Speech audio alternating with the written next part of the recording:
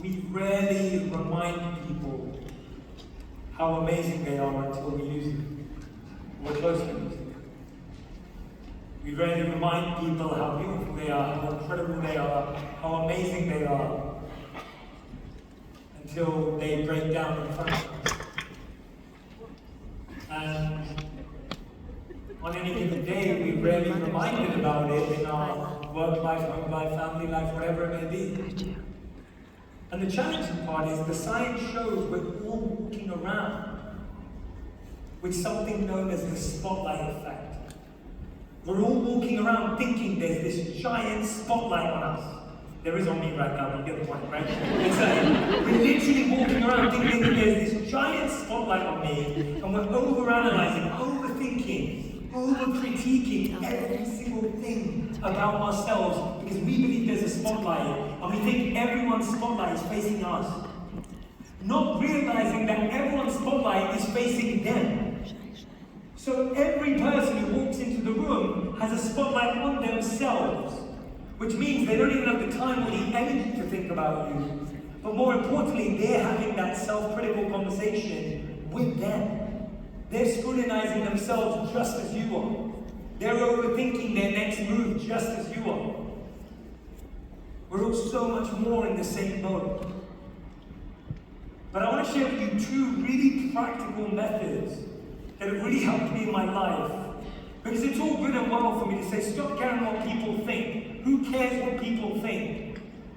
But the reality is, you walk out of here, you walk into a work meeting tomorrow, you're going for a promotion, for a new job, and you have to care what people think. So what do? I want to share two things with you, like I share on my podcast, in the workshop segments, that I really believe can change your mind if you walk out of there with this. The first, we often hear this advice, be yourself. I just want to say it is the worst advice I've ever heard. And I'll tell you why. Because how can you be yourself when you don't know what that is?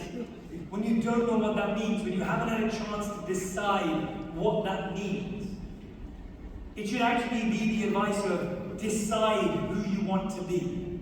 And that's what I want you to do. Every morning when you wake up and you look into the mirror and you're about to say something negative about yourself, maybe the bags under your eyes, your hair, whatever it may be, I actually want you to change it to decide who you want to be. Do you want to be kind? Do you want to be brave? Do you want to be bold? Do you want to be honest? Do you want to be strong? You get to decide who you want to be first thing in the morning every single day. If you decide I want to be kind, you're going to be kind to the receptionist. You're going to be kind to the Uber driver. You're going to be kind to your colleague at work. You're going to be kind to your kids. You're going to be kind to your partner. You're going to be kind. And when you're focused on being kind, you don't have time to think about what anyone else is thinking of you. Mm-hmm. Because you know who you are and who you want to be and what you want to emanate into the world. But if you don't decide who you want to be, you let everyone else decide who you are. If you don't decide who you want to be, you will let everyone else decide who you are. And you'll start to take on their belief. So when you walk out of there tonight, I want you to remember, every morning decide, who am I going to be? Who am I going to channel? What am I going to emanate? What energy am I going to bring into the world today? I get to decide. It's a choice.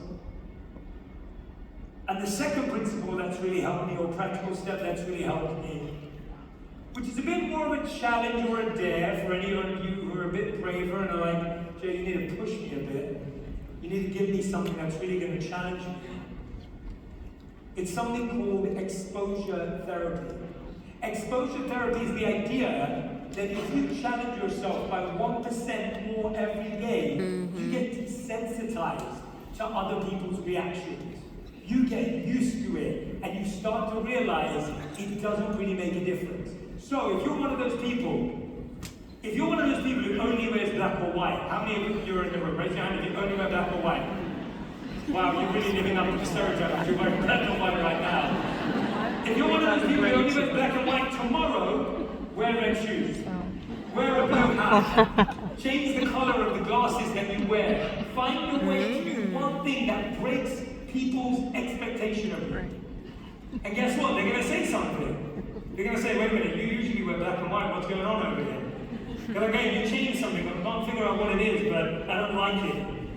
They're going to say, oh yeah, you know, red caps, I mean, that was so like, you know, 2000s, it's out of fashion. They're going to have a number of things to say. And the next day, you're going to expose yourself even further. You're going to speak up in that meeting. You're going to ask for a raise. You're going to have that difficult conversation. You're going to put yourself out there. You're going to upload that podcast. You're going to write that book. You're going to start that Instagram page. You're going to launch your TikTok dance career. Right? Whatever it is. And guess what? You're going to have more resistance too. It's not going to go away. But you're going to expose yourself 1% every day at a time to recognize it didn't affect you, it didn't change your reality, and you are not limited or restricted by anyone else's opinions. And you built and created the life that you truly dreamed of. Because here's the reality. If I listened to those suits, those executives, those leaders, I wouldn't know you. And you wouldn't know me. And I don't know about you, but for me that would have been a big difference.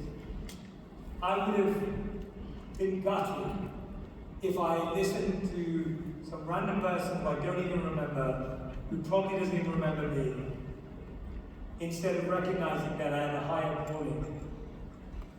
Each and every one of you has a higher calling. I want you to place your hand on your heart if you feel that.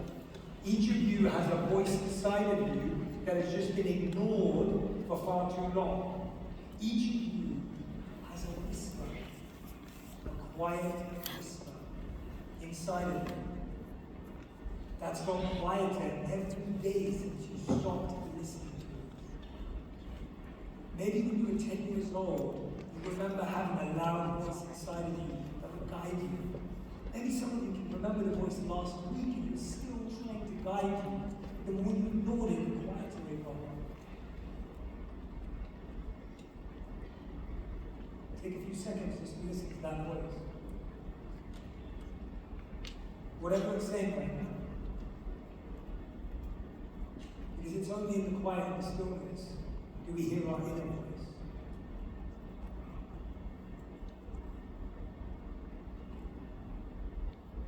You've been amazing for the first half of the show. I love you all so much. Thank you for being here. You're incredible. I appreciate you. For the second half of the show, I'm going to be bringing up my very special guest. You're going to ask questions. We're going to have an amazing podcast. Thank you for being here. I love you. Have a great week. Go and get country. A big hug. Make sure she's ready our words. I'll see you in the second half of the show.